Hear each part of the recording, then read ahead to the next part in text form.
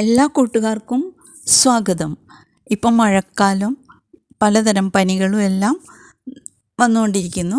അപ്പോൾ ഡെങ്കിപ്പനി പോലുള്ള പനികൾ വരുമ്പോഴത്തേക്കുമാണ് പ്ലേറ്റ്ലെറ്റിൻ്റെ കൗണ്ട് പെട്ടെന്ന് കുറയുന്നത്. അത് വർദ്ധിപ്പിക്കാനായിട്ടാണ് പപ്പായ നീര് കഴിക്കാം എന്ന് പറഞ്ഞത്. പ്ലേറ്റ്ലെറ്റിൻ്റെ എണ്ണം വർദ്ധിപ്പിക്കുക മാത്രമല്ല, വേറെയും ധാരാളം ഉപകാരങ്ങളുണ്ട് ഇതുകൊണ്ട്. പക്ഷെ അതൊന്നും ആർക്കും അത്രയ്ക്ക് അങ്ങോട്ട് അറിഞ്ഞു വരുന്നതേ ഉള്ളൂ.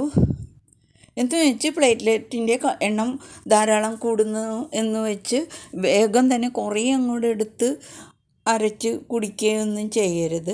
പ്ലേറ്റ്ലെറ്റിൻ്റെ എണ്ണം കൂട്ടുന്നത് ഒരു ജാലവിദ്യ പോലെ തന്നെയാണ് കേട്ടോ, ഒരു മാജിക്കാണിത്. ഇത് മെഡിസിനായിട്ടും കിട്ടുന്നുണ്ട്. കാരിപ്പിൽ എന്ന ഗുളിക ഒക്കെ വരുന്നുണ്ട്. പക്ഷേ ഇതെല്ലാം ഡോക്ടറോട് ചോദിച്ചിട്ട് വേണം നിങ്ങൾ ചെയ്യാനായിട്ട്. ഗർഭിണികളും പാലൂട്ടുന്ന അമ്മമാരും ഒന്നും ഇത് കഴിക്കരുത്. അതുപോലെ ഡോക്ടറോട് ചോദിക്കുക, അപ്പോൾ അവർ പറഞ്ഞു തരുമല്ലോ. ഇപ്പോൾ ഡെങ്കിപ്പനിക്ക് വരുമ്പോഴാണ് പ്ലേറ്റ്ലെറ്റ് കുറയുന്നത്. അപ്പോൾ അതുകൊണ്ട് പറഞ്ഞതാണിത്. അതെങ്ങനെ കഴിക്കണം എന്നറിയണം എന്നുള്ള ഇതുകൊണ്ട് പറയുകയാണ്. നീരായിട്ട് കഴിക്കാം. അത് ഓരോ സ്പൂണ് കഴിക്കുന്നതാണ് നല്ലത്. സ്പൂണിൽ രാവിലെയും വൈകുന്നേരവും കഴിക്കാം. അതിനൊരു ചെറിയ കയ്പ്പൊക്കെ ഉണ്ടാകും. അതുകൊണ്ട് തേനോ നാരങ്ങനീരോ ഇട്ട് കഴിക്കാം. അതല്ലെങ്കിൽ ഇടിച്ച് പിഴിഞ്ഞെടുത്ത് നീരെടുത്തിട്ട് കഴിക്കാം. കണ്ടമാനമല്ല കേട്ടോ. അതും പറ്റിയില്ലെങ്കിൽ ഇളം ഇലകളാണ് കേട്ടോ എടുക്കേണ്ടത്. അതെടുത്ത് കീറി ചെറുതായിട്ട് ഇട്ട് വെള്ളത്തിലിട്ട് തിളപ്പിക്കുക. തിളപ്പിച്ചിട്ട് ആ വെള്ളം അരിച്ചെടുത്ത് ഉപയോഗിക്കാം. ഇതിൻ്റെ ചായയും ഉണ്ടാക്കാറുണ്ട്. അതൊന്നും കണ്ടിന്യൂസ് ആയിട്ടല്ല, ചിലവർക്ക് ദഹനത്തിൻ്റെ പ്രശ്നങ്ങളൊക്കെ വരുമ്പോഴൊക്കെ ഇത് കഴിക്കുന്നുണ്ട്. പ്രമേഹത്തിന് ചിലർ കഴിക്കുന്നുണ്ട്.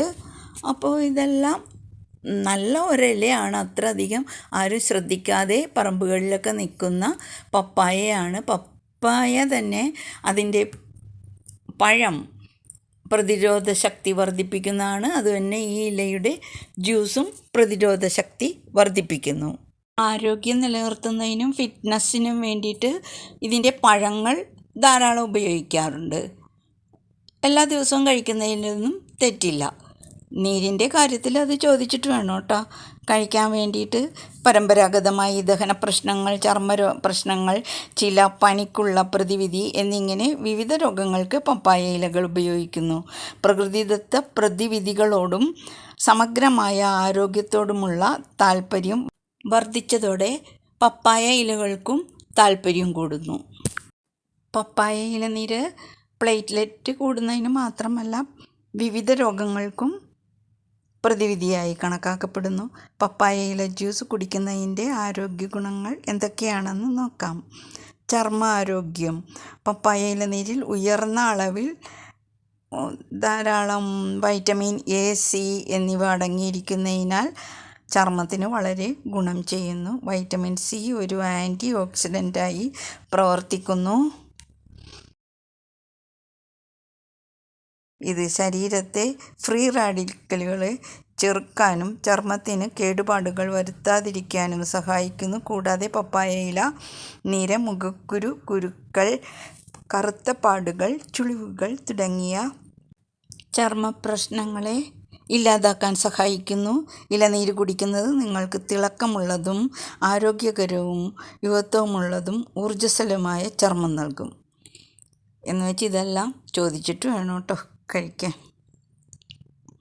ശരീരത്തിലെ ഇൻസുലിൻ ഹോർമോണിൻ്റെ പ്രവർത്തനത്തെ ഉത്തേജിപ്പിക്കാൻ കഴിവുള്ള പ്രകൃതിദത്ത ഘടകങ്ങൾ പപ്പായ ഇലനീരിൽ അടങ്ങിയിട്ടുണ്ടെന്ന് ഇപ്പോൾ കുറേ കാര്യങ്ങൾ അറിഞ്ഞില്ലേ. ദഹനത്തിന് നല്ലതാണ്, ചർമ്മത്തിന് നല്ലതാണ്, ക്യാൻസർ പ്രതിരോധത്തിന് നല്ലത്.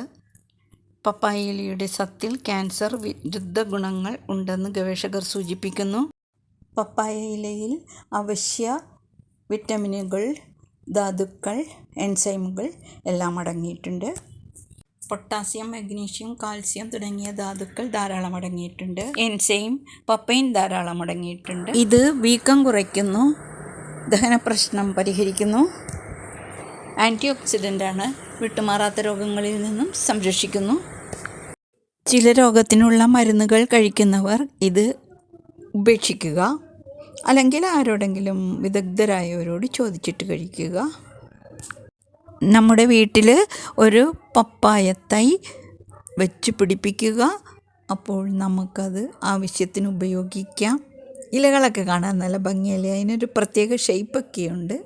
പപ്പായ മരത്തിന് അധികം സ്ഥലവും വേണ്ട, അത്രയധികം ശ്രദ്ധയൊന്നും കൊടുക്കണമെന്നുമില്ല.